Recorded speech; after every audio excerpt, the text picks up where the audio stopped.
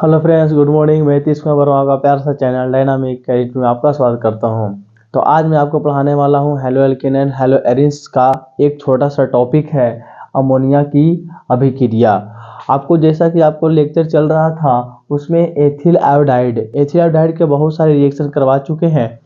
तो इस लेक्चर में मैं आपको लिए लेकर आया हूँ अमोनिया की अभिक्रिया करवाएंगे। किसके साथ करवाएंगे? अमोनिया की अभिक्रिया करवाएंगे एथिल आयोडाइड के साथ। तो आइए स्टार्ट करते हैं। अगर कोई बच्चा अगर नया जुड़ रहा है तो चैनल को सब्सक्राइब करें और साथ में लाइक शेयर और कमेंट करें।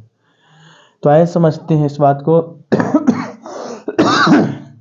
अमोनिया की अभिक्रिया क्या कहता है कि एथिल आयोडाइड अल्कोहलीय अमोनिया के साथ 4 चरणों में अभिक्रिया करता है, जिसके फलस्वरूप एथिलेमिन, डाईएथिलेमिन, ट्राईएथिलेमिन और टेट्राएथिल अमोनियम आयोडाइड बनाता है।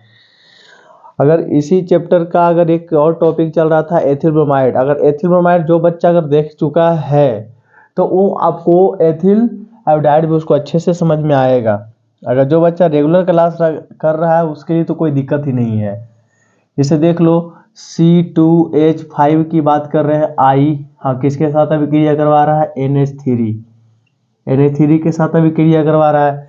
तो ध्यान देने वाली बात यह है बच्चा कि जैसे कि देखो यहाँ से अगर H निकाल लेते हो, इस तरीका से लिखो HNH2, अगर इस तरीका से लिखते हो तो ये आपस में मिल करके देखो ध्यान से थोड़ा सा, H और ये भी क्या है आपका H, ये दोनों आपस में मिल करके क्या बना देता है? HI। क्या बना देगा? H और I, हाइड्रोजन आयोडाइड। और साथ में हमारा न्यू प्रोडक्ट बनने वाला है C2H5NH2। इसको हम बोलते हैं एथिलेमिन।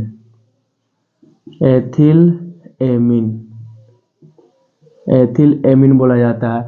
तो क्या निकल के आया? अगर एथिलेमिन की अभिक्रिया अगर अमोनिया के साथ करवाते इसको बोलते हैं अमोनिया। इसको बोला जाता है अमोनिया। अमोनिया का फॉर्मूला होता है CnH3 होती है ना। तो आपका पहला स्टेप का जो एथिलेमिन था वो एथिलेमिन बन के निकल गया है।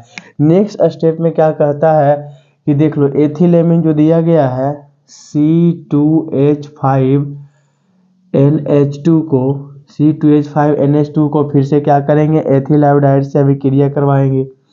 यानी कहने का मतलब है कि प्लस किससे करवाना है? Ethyl iodide. इसको आई के साथ यानी कि C2H5 एथिल आयोडाइड से रिएक्शन करवाएंगे, है ना। तो फिर से इसको एक काम करो कि जो NH2 लिखा गया है उसको NH और H इस तरीका से आप लिख सकते हो, है ना। इसको CH2NH और H, NH2 को NH और H के फॉर्म में आप लिख सकते हैं, कोई दिक्कत वाली बात नहीं है ना। क्या करना है? एथिलेमिन को फिर से क्या करवाएंगे? एथिल आयोडाइड से रिएक्शन कराएंगे तो फिर से आपका क्या बन जाएगा? HI यानी कि हाइड्रोजन आयोडाइड बन के निकल जाएगा बाहर। हाइड्रोजन आयोडाइड निकल करके बाहर चला जाएगा। अब होता यूँ है कि C2H5 कितने हो गए? 2 हो गए। तो 2 हो गए तो C2H5 का होल ट्वाइस लिख दोगे और साथ में क्या बचा? NH बचा। साथ में NH बचा, इसको बोलेंगे डाईएथिल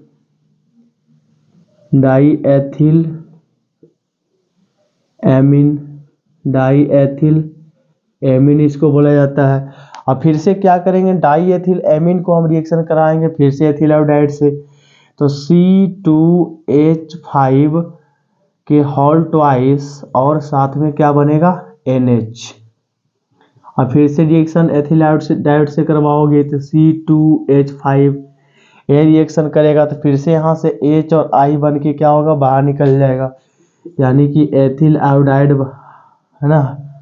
एथिल आयोडाइड नहीं, हाइड्रोजन आयोडाइड बना देगा। फिर से यहाँ देखो C2H5 कितना है? 2 है, एक आ गया, कितना हो गया? C2 यहाँ क्या होगा? C2H5 का होल थ्राइस हो जाएगा। कितना होगा? Whole thrice. और साथ में N बनेगा। इसको हम बोलते हैं ट्राई बोलते हैं, टेट्रा नहीं, ट्राई एथिल एमीन। इसको क्या बोलेंगे? Try ethyl amine. तो तो हम अगर डाई एथिलेमिन की अभिक्रिया क्या करेंगे, एथिल आयोडाइड से फिर से करवाएंगे तो ट्राई एथिलेमिन बनेगा। एक स्टेप और बच गया है, जिसको हम बोलते हैं ट्राई एथिलेमिन, C2H5 का होल थ्राई साथ में N, और प्लस में आपको लेना है एथिल आयोडाइड यानी कि C2H5। इसका रिएक्शन करवाते हो आप, तो अब देखो H खत्म हो गया है तो क्या करेगा, देखो अगले स्टेप में बताते हैं। C2H5 का होल 4 हो जाएगा, यहाँ 3 है C2H5, अब एक होल 4 हो जाएगा। और ध्यान रखना है N पे हो जाएगा प्लस चार्ज, N पे प्लस चार्ज और I पे माइनस चार्ज। इसका नाम होता है टेट्रा एथिल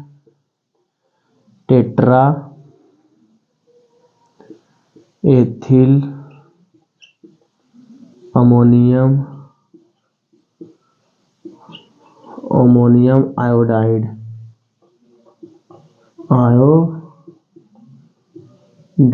इसको बोलते हैं टेट्रा एथिल अमोनियम आयोडाइड, है ना।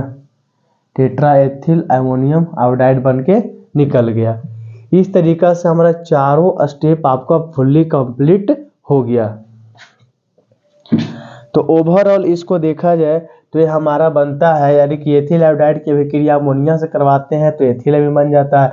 एथिलेमिन की अभिक्रिया फिर से एथिल आयोडाइड से करवाएंगे तो डाई एथिलेमिन बनेगा, और डाई एथिलेमिन की अभिक्रिया फिर से अगर करवाते हैं एथिल आयोडाइड से तो ट्राई एथिलेमिन बनता है।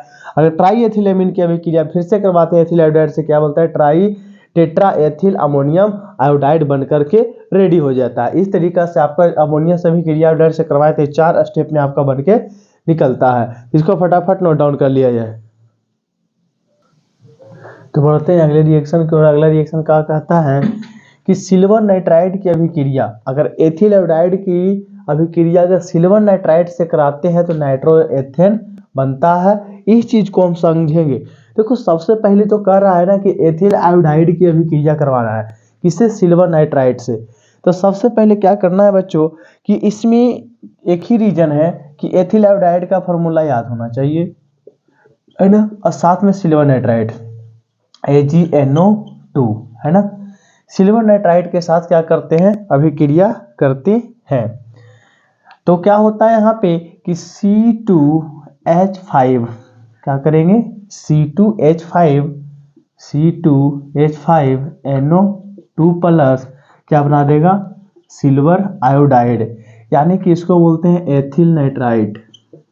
एथिल नाइट्राइट या नाइट्रोएथेन कुछ भी बोल सकते हो, इसको नाइट्रोएथेन ही लिख लो, नाइट्रोएथेन। इसको एक और स्ट्रक्चर वाइज भी लिख सकते हो, देखो लिख देते हैं C2H5N_O, और इस तरीका से भी O लिख सकते हैं, कोई दिक्कत वाली बात नहीं है।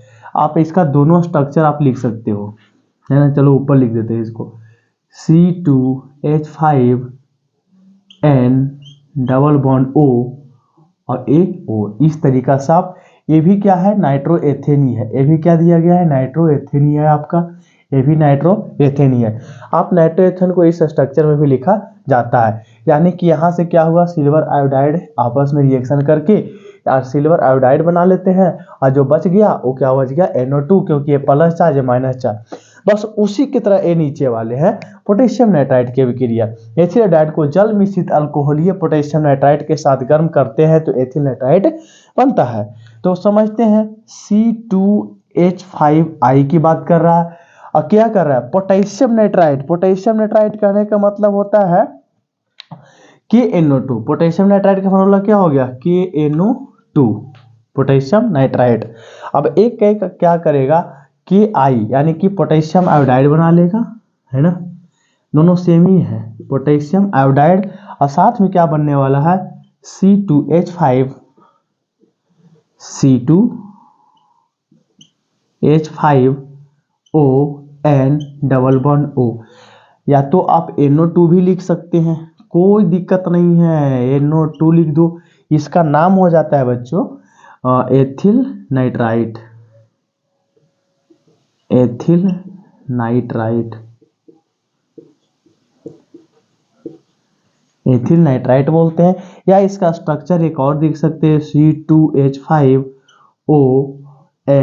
Double bond O। इस तरीका से भी आप स्ट्रक्चर को लिखा जा सकता है, कोई दिक्कत वाली बात नहीं है। इस तरीका से आप लिख सकते हैं। इसको पोटेशियम आयोडाइड बन जाता है, ये आपका, इसको बोलते हैं पोटेशियम नाइट्राइट, लिख देते हैं, याद रखना।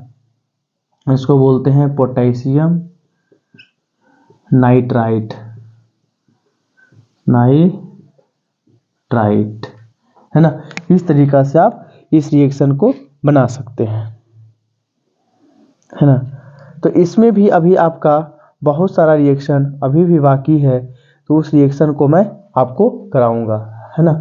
तो आपको जैसा कि देखिए अमोनिया के साथ 4 चरणों में हुआ, सिल्वर नाइट्राइट की अभिक्रिया अगर एथिल आयोडाइड की अभिक्रिया करवाते हैं, और पोटेशियम, ये दोनों लगभग सेम ही है, केवल सिल्वर की बात कर रहा है, यहाँ पे पोटेशियम का है, बस एक ही चेंज है, और बाकी आपका कंप्लीटली बताया गया है ना।